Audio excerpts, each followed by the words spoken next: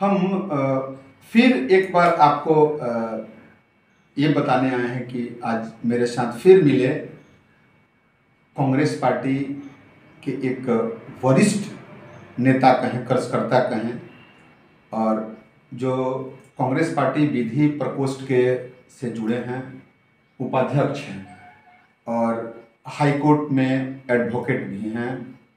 एक और आजकल कांग्रेस पार्टी यूँ नहीं कहें, यूँ कहें कि पूरे राजनीति में एक जो बहुत बड़ी जो एक बात पे चर्चा हो रही है वो है राहुल गांधी को उनकी सदस्यता समाप्त कर दी गई है। 8 साल के लिए उनको वो चुनाव नहीं लड़ेंगे, एमपी नहीं रह पाएंगे।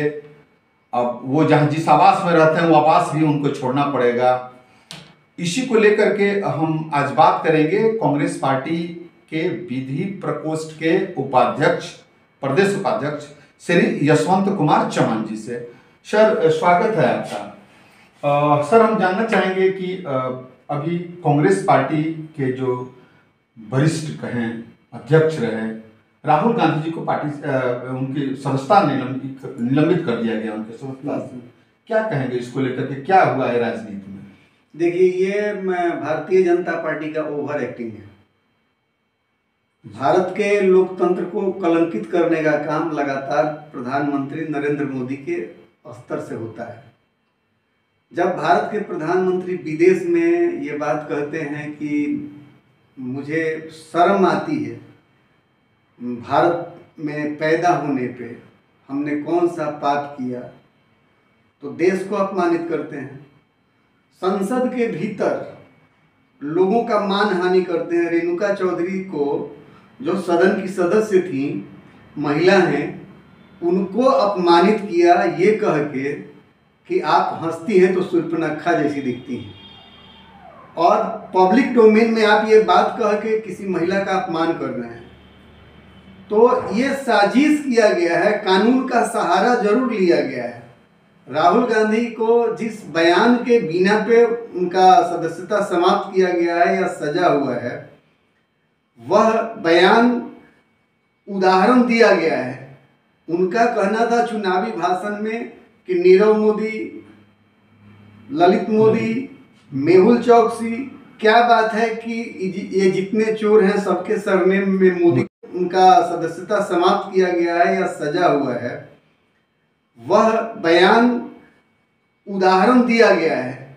उनका कहना था चुनावी भाषण में कि नीरव मोदी, ललित मोदी, मेहुल चौकसी, क्या बात है कि ये जितने चोर हैं सबके सरनेम में मोदी लगा हुआ है। उनके कहने का मतलब था कि ये लोग नरेंद्र मोदी के छत्र छाया में हैं और ये उन्हीं के छत्र छाया का देन है कि ये लोग देश से भाग गए पैसा लेके गरीबों का।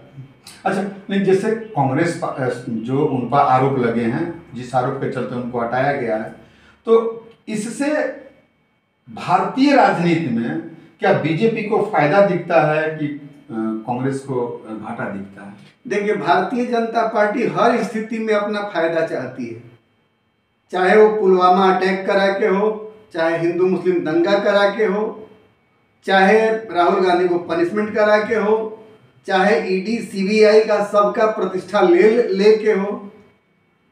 लोकतंत्र में ये नहीं है। कानून, हम लोग न्यायपालिका से जुड़े हैं, न्यायिक माने विधि सेवा में न्याय का कंसेप्ट है कि न्याय होना नहीं चाहिए, न्याय दिखना चाहिए। लोगों के परसेप्शन में हो कि हाँ न्याय होता है। लेकिन आज के दौर में आप देखिएगा तो जिस तरह से प्रयोग ईडी सीबीआई का, लोग कहते हैं कि आप ये लोग भ्रष्ट हैं इसलिए बोल रहे हैं। अरे भाई, जो आदमी विपक्ष में रहते हुए भ्रष्ट है वो भाजपा में मिलते हुए माने पवित्र कैसे हो जाता है, ईमानदार कैसे हो जाता है, पवित्र कैसे हो जाता है? तो उस समय उसका कार्रवाई क्यों नहीं होता है? उसका ट्रायल होना चाहिए, उस पर चार्जशीट होना चाहिए। लेकिन जैसे ही दल बदलता है तो न्याय का प्रक्रिया बदल जाता है। तो एक चीज बताया जाए कि जो हुआ है राहुल गांधी के साथ, उस पर क्या विचार है आपके? नहीं, हमारा विचार है कि ये एप्लीकेशन ऑफ माइंड नहीं था। माने जो भी माने विद्वान न्यायाधीश के द्वारा ये आदेश दिया गया, आप देखे होंगे उसका सर्कमस्टांस जो है कई जगह पे है, न्यूज़ में भी है और फैक्ट में भी है कि उनका सर्कमस्टांस, उनको प्रमोशन नहीं हुआ था, 1 महीना पहले प्रमोशन हुआ, सजा के तुरंत बाद उनका फिर से डिस्ट्रिक्ट जज कैडर में प्रमोशन हुआ। एफआईआर जो किया, एफआईआर करने वाला जो है वही हाईकोर्ट से स्टे ले लिया बीच के दिनों में। कोई हो उस पैरामीटर में अगर आता है तो कार्रवाई होनी चाहिए। तो बीजेपी के तरफ से जो यह खेल खेला गया है, ये गलत है कि सही है? बीजेपी लोकतंत्र का हत्या कर रही है। अच्छा, संविधान बचाओ, क्या संविधान में हो रहा है कि बचाने की चर्चा चल रही है? संविधान आपको बराबरी का अधिकार देता है। संविधान में जो व्यवस्था है, आपराधिक न्याय में जो व्यवस्था है, 302, अगर आप किसी का हत्या करते हैं तो आप पे 302 लगता है। आप अभी देख रहे होंगे कई जगह कई उदाहरण हैं कि विक्टिमे का परिवार जेल चला जाता है। केवल ये होना चाहिए कि एक्यूज में बीजेपी के नेता लोग का नाम होना चाहिए, तो जेल कौन जाएगा? जो इन्फॉर्मेंट होगा उसी का परिवार जेल जाएगा। जिंदा वही जलाया जाएगा जो इन्फॉर्मेंट होगा। तो कुल मिला जुला कर क्या कहेंगे इस पूरे प्रकरण पे? पूरे प्रकरण में ये कहेंगे कि नरेंद्र मोदी राहुल गांधी से डरे हुए हैं। राहुल गांधी देश का आवाज बन के उभरे हैं। खास तौर पे जो जन समर्थन उनको मिला राहुल गांधी को भारत जोड़ो यात्रा से, उस यात्रा के सफलता के बाद भारतीय जनता पार्टी अंदर से घबराई हुई है और इनका चाल चरित्र चेहरा है कि कभी ये न्यायपालिका को आगे कर देंगे, कभी सेना को आगे कर देंगे, कभी किसी चीज़ को आगे कर देंगे। लेकिन आप याद रखिएगा, नरेंद्र मोदी जी जिस चीज़ का पे माथा टेके हैं उस चीज़ को ध्वस्त किए हैं, बर्बाद किए हैं। चाहे वो लाल कृष्ण आडवाणी जी हों जिनका वो पैर छुए कभी, और चाहे वो वर्तमान संसद का भवन हो।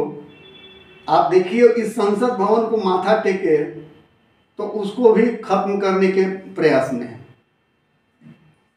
अर्थात अभी आपने सुना कि एक अच्छी बात यशवंत कुमार चमन जी ने बताया कि जहाँ जहाँ मत्था टेके हैं उसका सर्वनाश होता है, विनाश होता है, वो खत्म हो जाता है। तो अब शायद यदि बीजेपी पर भी मत्था टेके हैं तो बीजेपी को ही बर्बाद करके छोड़ेंगे।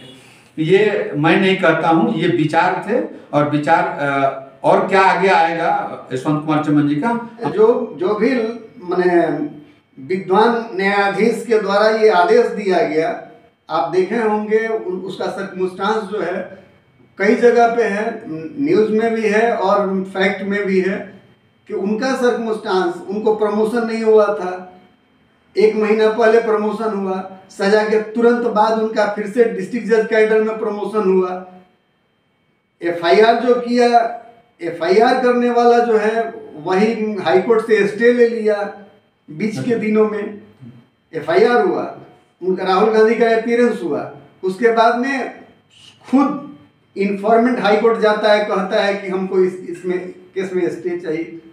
ये जानबूझ के ये न्यायपालिका का सहारा लिया गया है और विद्वान न्यायाधीश जुडिशियल माइंड और इंडिपेंडेंट माइंड का उपयोग नहीं किए हैं। उदाहरण स्वरूप अगर कोई चीज़ कहा गया है तो उससे किसी का अपमान नहीं होता है।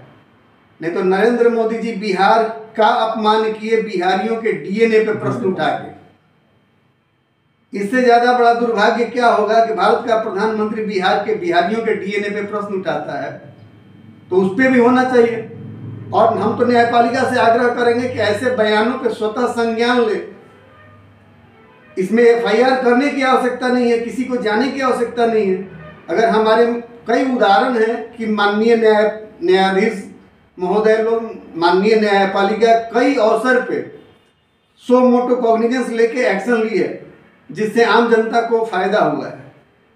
तो हम तो अपील भी करेंगे माननीय न्यायाधीश से, माननीय न्यायालय से, चाहे लोकल स्तर पे हो चाहे सर्वोच्च न्यायालय तक हो, स्वतः संज्ञान लेके ऐसे मामलों में चाहे कोई हो उस पैरामीटर में अगर आता है तो कार्रवाई होनी चाहिए। तो बीजेपी के तरफ से जो यह खेल खेला गया है, ये गलत है कि सही है? बीजेपी लोकतंत्र का हत्या कर रही है। अच्छा, संविधान बचाओ, क्या संविधान में हो रहा है कि बचाने की चर्चा चल रही है? संविधान आपको बराबरी का अधिकार देता है। संविधान में जो व्यवस्था है, आपराधिक न्याय में जो व्यवस्था है, 302, अगर आप किसी का हत्या करते हैं तो आप पे 302 लगता है। आप अभी देख रहे होंगे कई जगह कई उदाहरण हैं कि भिक्खिमे का परिवार जेल चला जाता है। केवल ये होना चाहिए कि एक्यूज में बीजेपी के नेता लोग का नाम होना चाहिए, तो जेल कौन जाएगा? जो इन्फॉर्मेंट होगा उसी का परिवार जेल जाएगा। जिंदा वही जला